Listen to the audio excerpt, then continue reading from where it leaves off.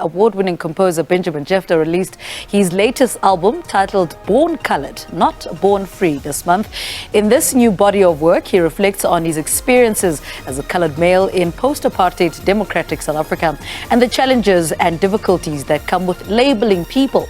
This morning, we are dissecting and interrogating all the themes explored in the project, and he joins us this morning to tell us more. Good morning. Welcome to Morning Live. Hey, Liverpool. Thanks for having me. It's so good to have you in the studio. I mean, tell us about this new project. The fact that this title is already speaks volumes. Tell us a little bit about that. Yeah, I guess the work comes from like a few years of kind of me trying to understand my identity, my social identity within the South African context, and this is kind of just the evolution of it now and the progression of where I am and how I understand myself within South Africa at the moment.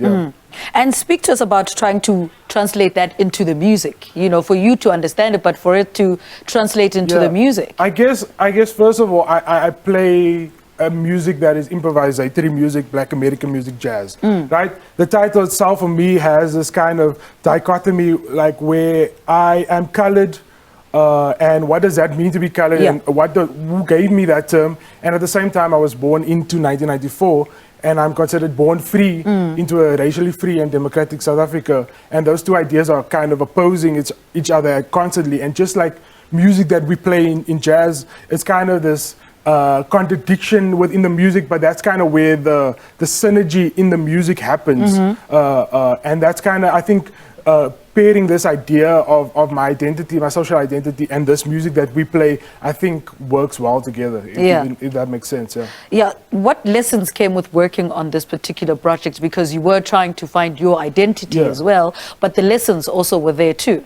I think there were lots to learn. I think, first of all, I think a lot of young people in South Africa are having similar conversations to this, and I think maybe a lot of the older people are not maybe aware of the way younger people feel about our social identity within South Africa. Yes, I'm a colored male, but I don't just speak for colored people. I think a lot of Black people in South Africa feel a similar way with how their identity is within the South African context. And I think this is just to start a conversation and for us to really look critically at the way we are represented in a new South Africa, with what has happened in the past and what has not happened in the past and where we find ourselves today. Yeah. Did you get any answers?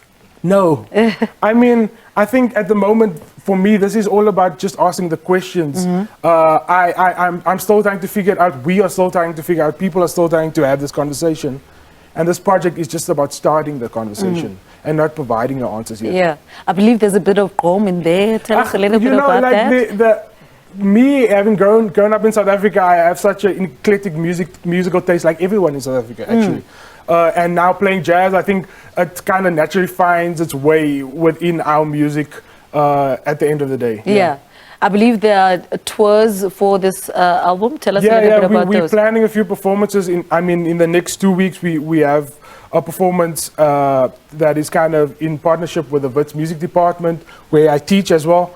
With another great young composer and instrumentalist called Vuma Levine, because both of our projects deals with like kind of South African narratives, right? And we called it narratives, and we're playing at the Wits Theatre, as well as another performance in Johannesburg. And then I have like a kind of theatre version adaptation of this performance with visuals and like a jazz ensemble planned for the Artscape in September, which I'm quite excited about. So we have some things on the horizon. I'm excited to hear that, because already just look visually, it must be, you know, very good to watch as well. Speak to us about working with a creative process, you know, and because it's one thing to have it in your head and then for it to translate on stage. Yeah, I think it takes constant like reflection and then also diving deep into the kind of the theory of the music and the understanding of South African history, the understanding of my own history, the understanding of what other people believe about me and believe about us.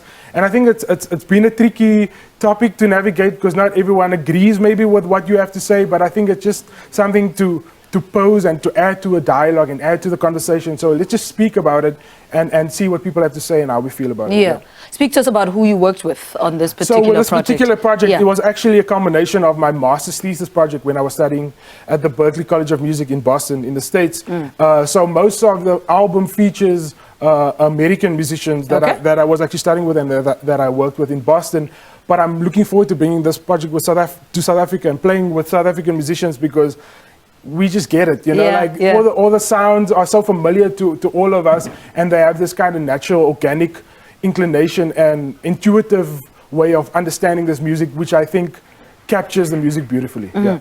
And studying in Boston, how much of your music knowledge was expanded through that, and how is that translated into this body of work? I mean, there's a lot to be said for my musical knowledge to be expanded, but I think just my world knowledge and interaction with people, it was very beneficial for that, and I think it totally changed my perspective of how I interact with humans in general, which was a great thing, and how to empathize with each other, and how to have this dialogue and kind of really interrogate yourself, and then try and be vulnerable and tell people about it. And that's kind of where I'm at. Yeah, so give us the titles of the two songs you're going to perform for us. So we're going to probably start with a track called Benjamin Stomp, which is kind of a play on the idea that a lot of times colored people in South Africa, they are denied their African kind of heritage. And for me, it's really reclaiming the idea of my Africanism. And Benjamin was actually given to me, like a name given to me by a local musician, Luyanda Madope. Yes. And I used to play the orbit a lot, and with different ensembles. And he's like, hey man, you black man, you can play, you can hang with everyone. And like, he gave me that name. It's like such a fitting name for what the song deals with, I thought.